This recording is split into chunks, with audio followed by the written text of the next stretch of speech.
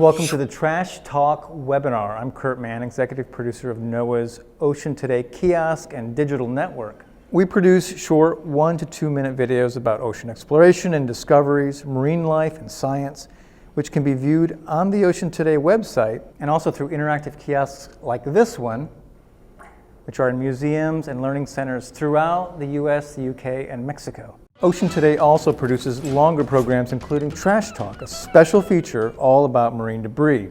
It's ideal to show as a special program or for the classroom.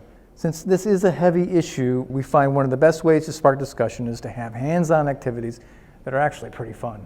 Joining me is Leah Henry, the education specialist for NOAA's Marine Debris Program, which is a group addressing this very difficult issue of trash in the ocean.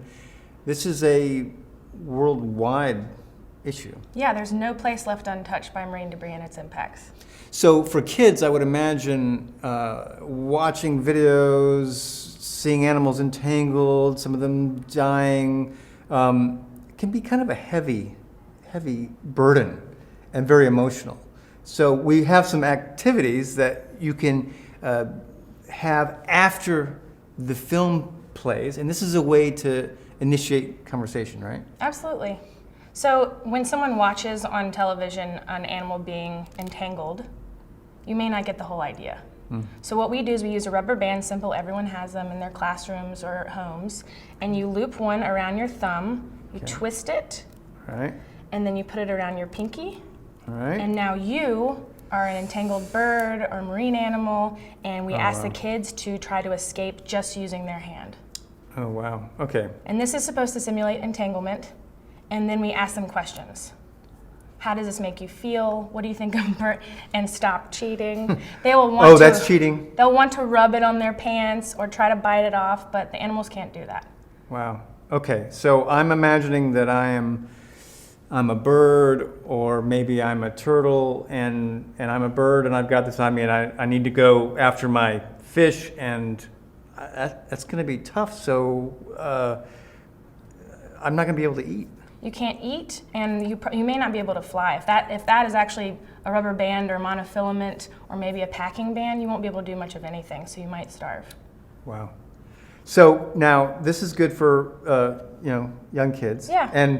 Well, older kids too, but I'm imagining that the older kids might be doing okay, after a little bit, and they're like... You have to start it out saying if they pop each other with the rubber bands, the activity Game is over. Yeah, absolutely. Game is over. Okay, Yeah. great. Well, this is very effective, very simple. This is something that anyone can get their hands on.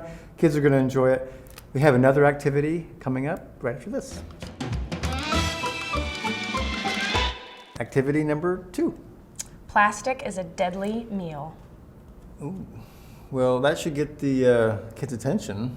Yeah, so this one we talk about ingestion.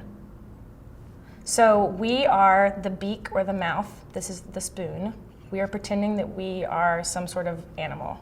And so this is our feeding area, and we have rice for food, and then I've used lentils as our plastics.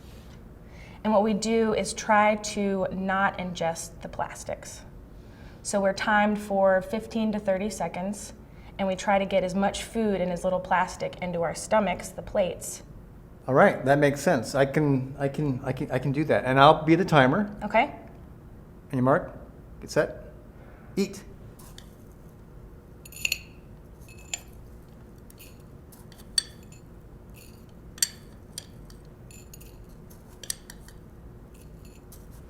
And 5, and 4, and 3, and 2.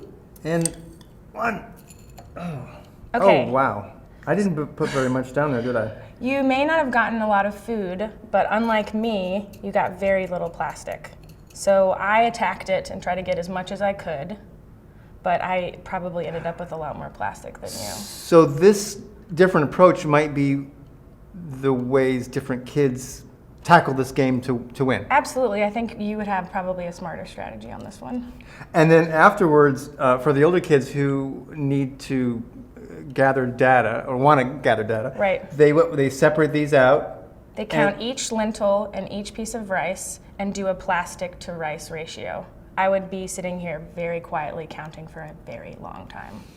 And then ultimately, this message is, hey, look, animals are going for their food, the plastic's going to get mixed in, they're going to eat it. And this is a little bit easier way to communicate and get that discussion going. Yeah, they get to pretend that they're the animal, and then they can do a little math on top of it. Wow, very effective.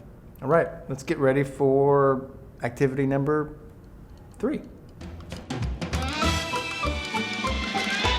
All right, this activity is called the recycling relay. I can't wait to get started. I've already explained to Kurt what he's supposed to do, but I'll explain it to you now. Get marked, get set, go! So what he's doing is the first bin is trash, the next bin is recycling, and the farthest one is the reuse. He's sorting the trash based on what you can put in each one. So the first one is 1 point because you're getting it off the shoreline or out of the garbage, and you put it in the trash. The next one, you put it in the recycling, and that's 3 points. And then the farthest away, which is the reuse, you get 5 points for that. And the team with the most at the end of a 6-minute period wins. Okay, so We need I to see. wonder how I did. Let's check it out. Grab the recycling and we'll see what you can put in there. See if you could get more points, less points, whether you sorted it correctly. Okay, I already see something you could reuse. You can wash out egg cartons and store things in them, or you can have your egg person refill things like this. You can use it for all kinds of things. I could put seedlings in that. Yes, you can. Because it's springtime. Yeah, starter. Okay. This should have been 5 points. So this is kind of sad. This is my only reuse. But that's still great. You can wash out Ziploc bags. They're a real problem. Plastic bags are an issue, so you can wash them out, hang them to dry, and then reuse them again. So if I had put this in the reuse, I would have gotten more points. Yes. All right, next activity. For our final activity, this one's very simple. It only requires a few items. Kids love it. And basically, it is a trash or recycling throw. And you get a bucket. You have some items that are throwable. Be sure to get all the fluids out of them. And you mark, set, go. You're pretty good. Oh! Aye. Nice. So this is great because when you take your recycling and your trash out to your front yard, a lot of times they pick it up, they dump it into the machines, the trucks, they go off, and some stuff, falls out. It's, they're doing the best they can. But the idea is that the kids should Pitch in. and put it into the containers, Right. bring it back inside the house. Overflowing canisters are a big problem, and also a lot of trucks don't have covers. So if you see trash, pick it up.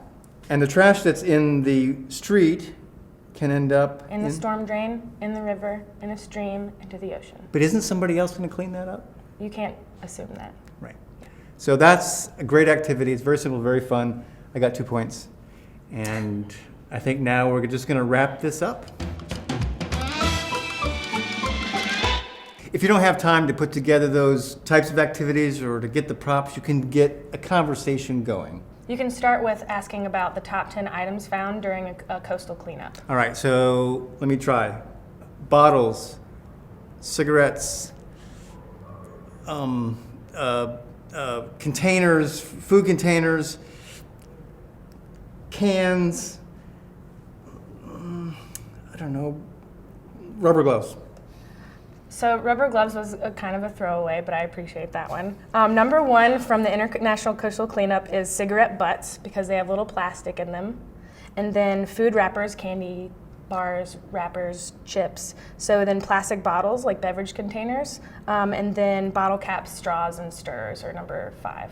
Wow. Yep. So cigarette butts. Number 1. Number 1 Absolutely number 1 in the last coastal cleanup. Oh my gosh. Yeah. Now, as far as solutions, you don't want to leave kids going away thinking, oh, this is just a problem.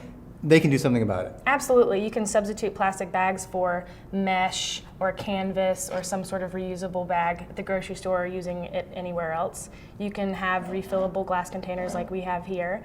You can also use these for water bottles. And then the straws and stirrers, you can get ones that you don't throw away after one use. That's a really big issue. So you could carry around a metal straw. Right, and utensils as well. Those are found really often, and you can replace them with metal ones you carry around. So an average event would be how long, and what would it include in addition to the film? So you show the film, which is about 10, 11 minutes, and then you do one activity to up to 4, and that can go from 30 minutes to a full hour, and they are engaged the entire time. And your experience has been that no problem? Absolutely, yeah, it's been great. Fantastic. Yeah. Leah, thank you so much for helping us with the webinar, and let's keep talking trash.